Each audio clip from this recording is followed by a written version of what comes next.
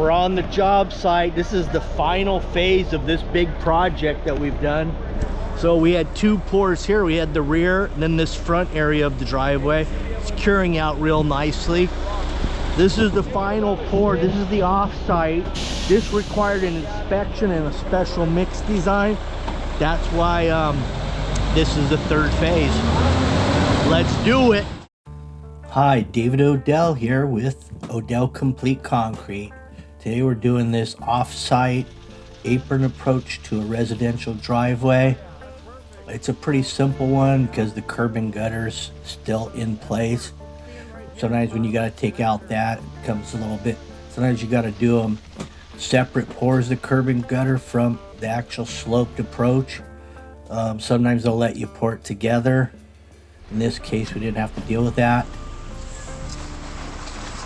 But this is the last pour on this site. We've had 3 pours prior to this because it's a big driveway. So we did the driveway in 2 sections and now the final. We've got an expansion felt in between the driveway and the apron approach. Another requirement from the city right here in Bullhead, Arizona.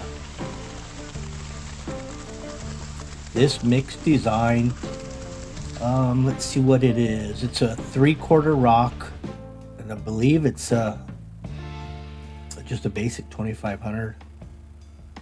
It may be some cities require 2500 psi, some 3250.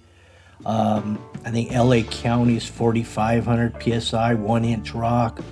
They're all a little bit different. There's one thing they are consistent on though, and that's no reinforcement in offsite. That's the only thing I found that's consistent across all cities.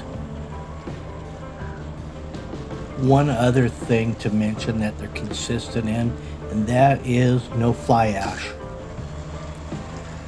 So there's a reason for that. And I don't like fly ash either, personally.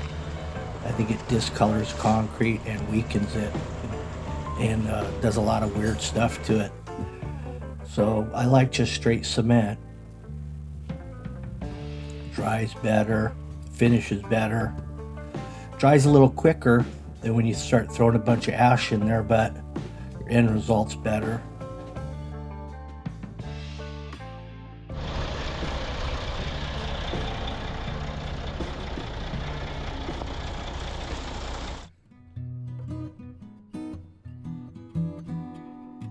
Here's the truck driver. He just stopped by to say hi. He got off. He started pouring about 12 a.m. A lot of night pouring out here in Arizona, as you can imagine, with the temperatures at about 110 daily. They do a lot of night work, but something like this size right here, we can pull it off in the peak of the heat and still get away with it.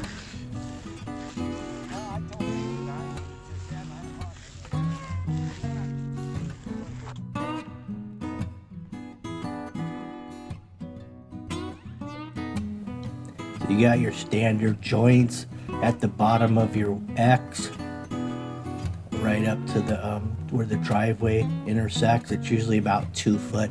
Really depends on curb height. Like if you've got an 8-inch curb, it could be a 3-foot X, or if it's a 6-inch, it could be 2 foot. Also the lot size, I think, might have something to do with that.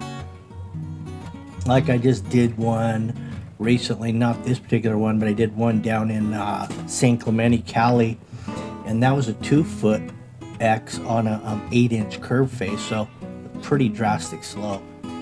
But it's done that way for a reason, and that's because the lot sizes out there are kind of narrow. Here you can really make a gentle slope because there's a lot of space. This was 2 hours from start of the pour to broom and finish. Here's your concrete curing compound going on. And that's a real necessity, especially in these temperatures and really low humidity. Gotta have it. Turned out beautiful. And you know, I'm gonna put a link to a short on this job that I kind of did a short. I didn't capture it on my normal video, but The short's kind of good. I don't know, you may have seen it, I've posted it, so I'll link to that short. But this is where Kenny decided to broom the concrete with his beard instead of a typical horsehair broom. He just ended up using his beard instead of having to go back to the truck. But you'll see that in the link. We'll attach a little short link to this. Anyway, thanks for watching. Have a good one. Bye.